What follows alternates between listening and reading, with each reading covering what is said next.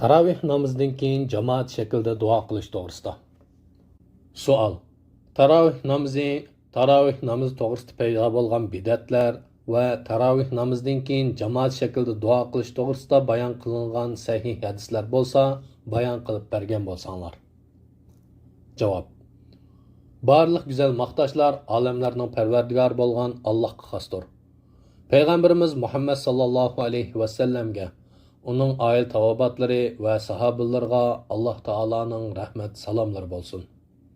Sualning birinchi tarmoq uchun tor bektimizning ro'z to'g'risidagi ko'znikidan taravih namozi va qadr kechasi degan temasiga murojaat qilinsin.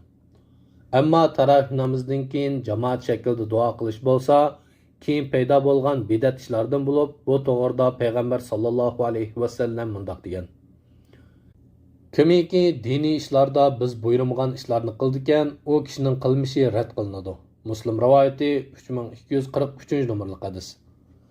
Taravih namozidan keyin payg'ambar sallallohu alayhi va sallamning Subhana malikul quddus degan so'zni 3 qatim deganligi, 3-chi qatimda yuqori ovozda deganliklari rivoyat qilindi.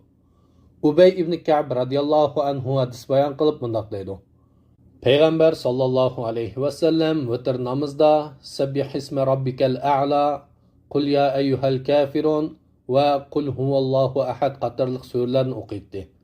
Salom berib bo'lgandan keyin Subhana malikul quddus, Subhana malikul quddus, Subhana malikul quddus deb oxirda ovozni yuqori qiladi. Bu hadisni Imom Ahmad 14929 nomerli hadisda, Abu Davud 1430 nomerli hadisda rivoyat qilgan.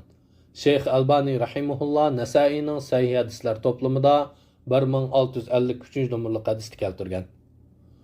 Ubay ibn Ka'b radhiyallohu anhuning Umar radhiyallohu anhuning davrida jamoatga imom bo'lib namoz qilganiga o'xshash vitr namozda imom qunut duosi o'qiydi.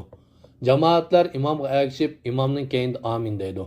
Bu namozdan keyin jamoat bo'lib duo qilishdan iborat bo'lgan bidat ishdan behojat qiladi. Alloh taolo hammadan yaxshi bilguchidir.